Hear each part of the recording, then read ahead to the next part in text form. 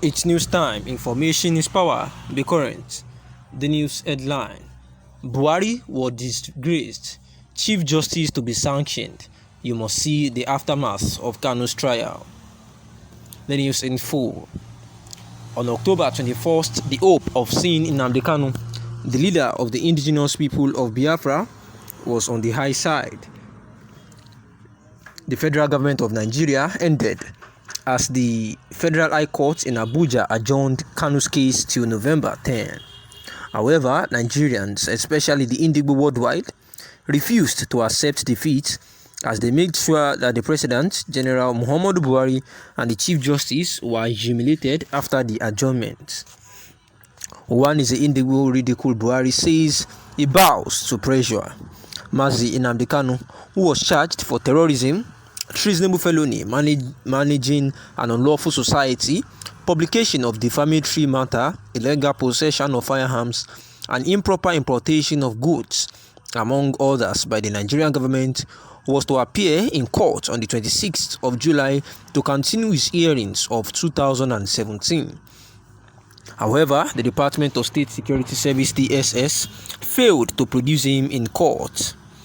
The failure to bring Kanu to court in July by the security operatives was accompanied by a stern warning to Buhari's government to produce Kanu on the 21st October during the trial, and, as expected, he was brought to court ill and hearty by the DSS.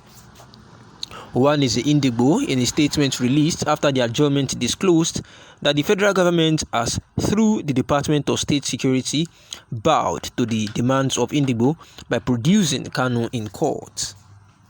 According to The Nation, the Indigbo made this known by its National Publicity Secretary, Disgråcêd Alex Ogbonnaya, who said the diplomatic engagement by one is the Indigbo worldwide under the able leadership of His Excellency Ambassador Prof. George Obiozor has apparently yielded a positive result, as the federal government has thorough the Department of State Security bowed to the overwhelming demands of the Indigbo by producing the leader of the indigenous people of Biafra, Mazi Nnamdi Kanu.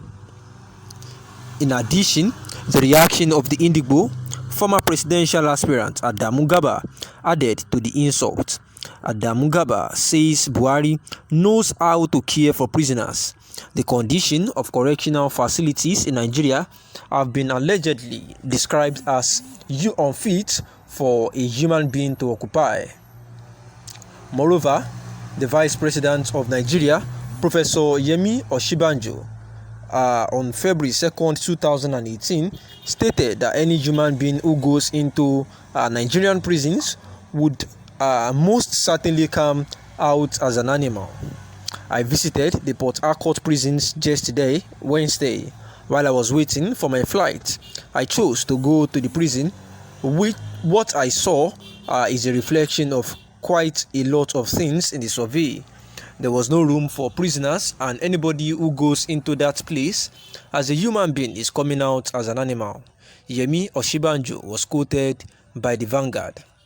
However, the case was different when the leader of the indigenous people of Biafra, Nnamdi Kanu, was brought to court in a black sport utility vehicles on Wednesday, 21st of October. Kanu didn't represent how prisoners in Nigeria always look whenever they were brought to court. He was described by Adamu Garba as a shining prisoner. The All Progressive Congress APC member mockingly wrote on his Facebook page, "Buhari knows how to handle and care for prisoners. See how Nnamdi Kanu is shining." Mr. President is not the only one to be called out by Nigerians in controversial issues that surround Nnamdi Kanu's trial. The Chief Justice of Federal High Court was also embarrassed and was threatening to be sanctioned. The human rights blast justice says that judiciary in Nigeria is in chains. In Nigeria, as in many developed countries in the world, the judiciary is seen as the last hope of the common man when engaged in legal battles with the elite. However, the steps taken by the Federal High Court to surrender its independence to the Department of State Service (DSS), which is controlled by the executive arms of the government during Nnamdi Kanu's hearing in Abuja, has been condemned by the Human Rights Writers Association of Nigeria. According to the Daily Post, the Human Rights Association said the action taken by the DSS to ban the journalists, stakeholders, human rights activists from accessing the courtroom is a disgrace and disastrous message to the world that the judiciary system is now being controlled by the presidency. Therefore, the failure of the hierarchy of the nation, Federal High Court, to defend our independence from the strangehold of the executive arm of the government, represented by the Department of State Services (DSS), has kept barring journalists, stakeholders, and human rights activists from accessing the courtroom for the trial of the detained leader of proscribed indigenous people of Biafra, IPOB, known as Mazi Nnamdi Kanu. And this is a disastrous message to the world that the judiciary in Nigeria is in chains and is being controlled by the presidency. Therefore, the Human Rights Writers Association of Nigeria added that if the authority of the Federal High Court fails to reclaim independence of the courts from the executive, then it will drag the Chief Justice of the Federal High Court to the National Judicial Council for ceding independence of the Federal High Court to the Department of State Services, which is